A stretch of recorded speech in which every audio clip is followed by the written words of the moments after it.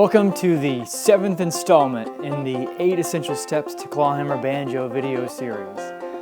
In this lesson, we're going to be continuing to work on those fretting hand techniques that allow us to steal extra notes from our banjo. And last time it was the hammer-on, and this time the pull-off. Now, the pull-off, like the hammer-on, is another technique that's pretty common to other stringed instruments. But once again, there are some fairly unique things that clawhammer banjoists do with it that make it even cooler. Now, the pull-off is one of those techniques that folks sometimes can get into a bad habit with. And I think it's mainly because they end up getting the wrong idea about how you should execute this technique. And this could all probably have been avoided if it had been named from the beginning as a pluck-off instead of a pull-off. Because what you're really doing with this technique is you're plucking the string with your fretting finger instead of your picking finger. And so, before we go any further, I just want you to give that a try. So, on the first string of your banjo, just try plucking the first string with the finger of your fretting hand, like this. Try it first with your index finger.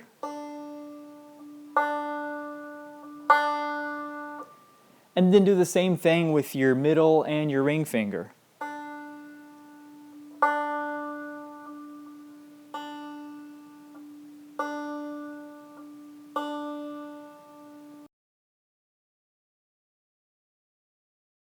So just like with the hammer-on, one of the things we can do with the pull-off is we can pull off from a string that we've just struck.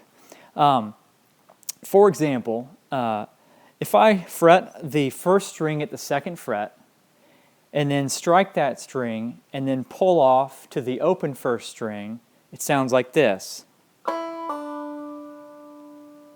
Again. So what I'm doing here is I'm changing the note from the fretted E to the open D using nothing but my fretting finger to do so with the pull-off technique. So go ahead and practice doing the same thing. Again, first on the first string at the second fret using your middle finger. And then try the second string at the first fret with your index finger, pulling off to the open string.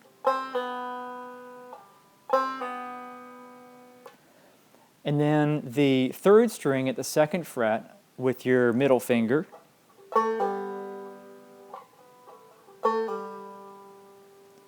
And then try the fourth string at the second fret, again with your middle finger.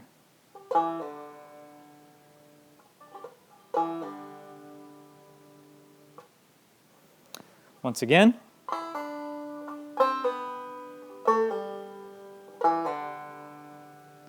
So give those a try for a minute, and then once you feel like you've got the basic idea of it, move on in the video.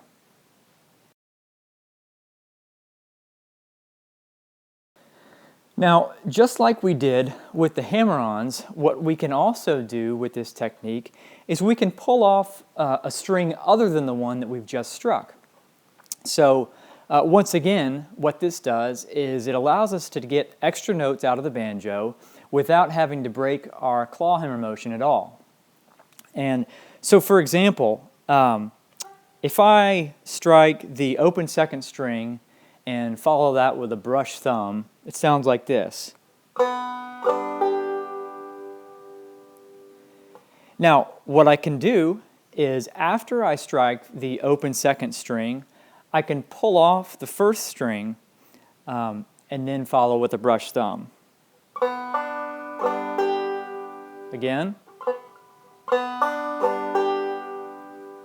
So again, I haven't changed anything with my picking hand. I'm doing the exact same motion, but I'm able to get an extra note out of it by plucking a note with my fretting hand. Now I should point out here that it really doesn't matter where on this first string I'm pulling off. If I do it up here by the peg head, or way down by the banjo head, I'm getting the exact same note. So go ahead and give that a try. Again, you're going to pick the open second string with your picking finger, and then you're going to pull or pluck off the open first string after that.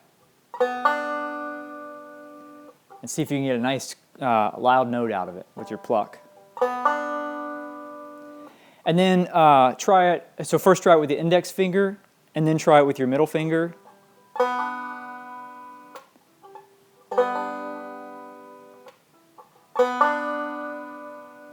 And then try it with your ring finger.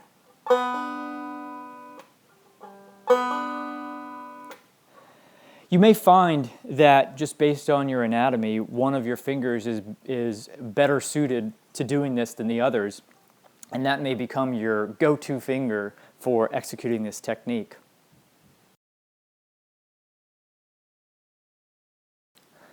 Okay, so to get practicing with these pull-offs, we're going to start with an exercise that's just a basic picking pattern, and here's the tab for it.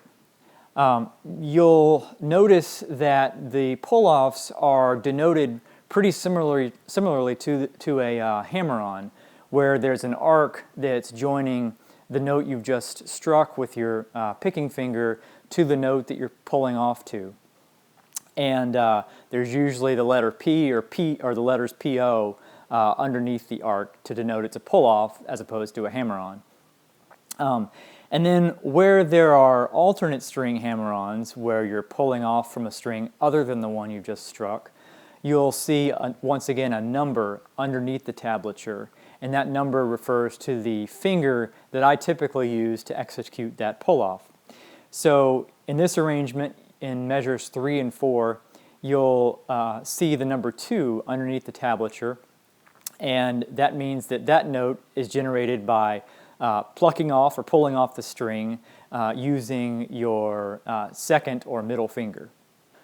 Okay, so before we play this one along with the metronome, I'm just going to run through the tab real quick to make sure you've got it. So we start here with a pull-off from the first string, second fret, with our middle finger to the open string, and follow that with a brush thumb.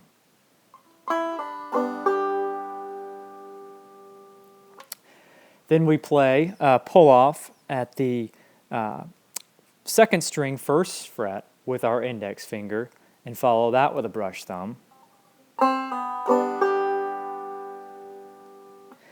And then a pull-off from the third string, second fret, to the open third string using our middle finger.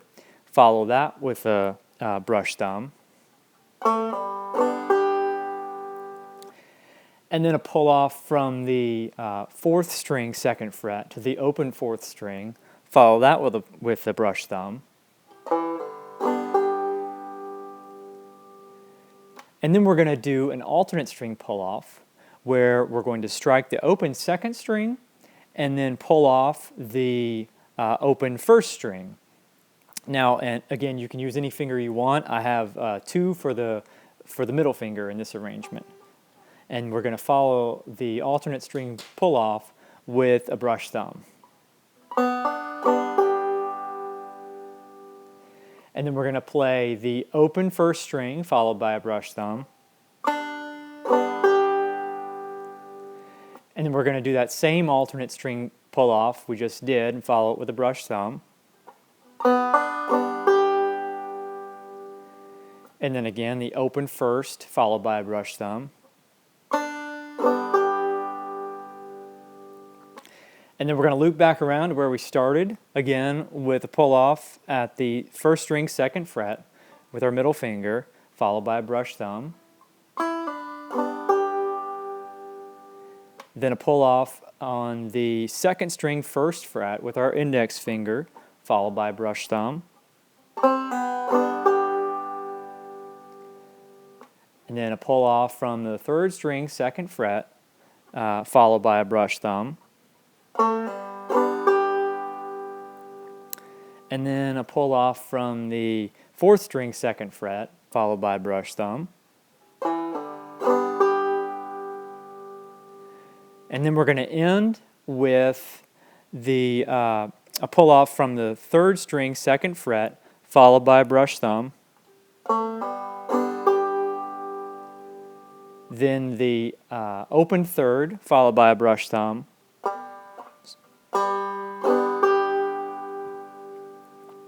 And then do that same thing again. So we're going to pull off the 3rd string at the 2nd fret, followed by a brush thumb. And then just play the open 3rd.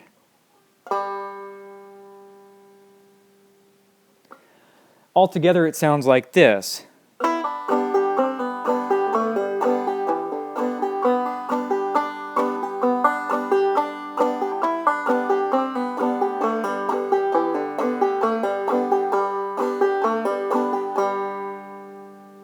So here's what that sounds like along with the metronome.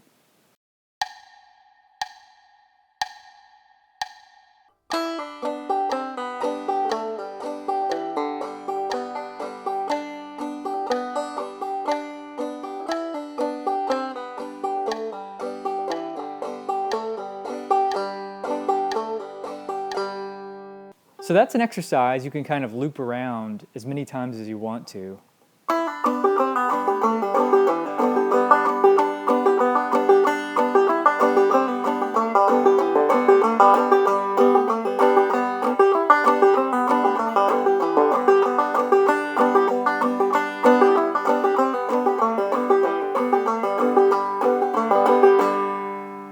And with these exercises, once again, I'd recommend starting, if you're practicing along with the metronome, starting at as slow a speed as possible.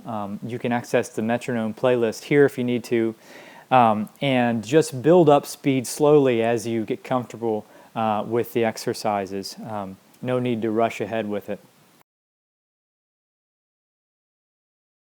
So last week, in our second exercise, we worked on the A part of the tune Turkey in the Straw. And so naturally, I thought it might be best for us to work on the B part in this week's lesson. It also provides a nice opportunity to work on some of the pull-off techniques that we've covered.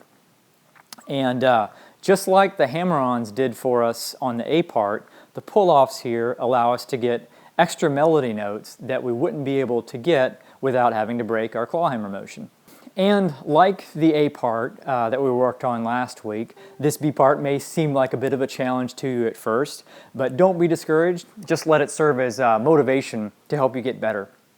So here's what the tab for it looks like, and here's how it should sound.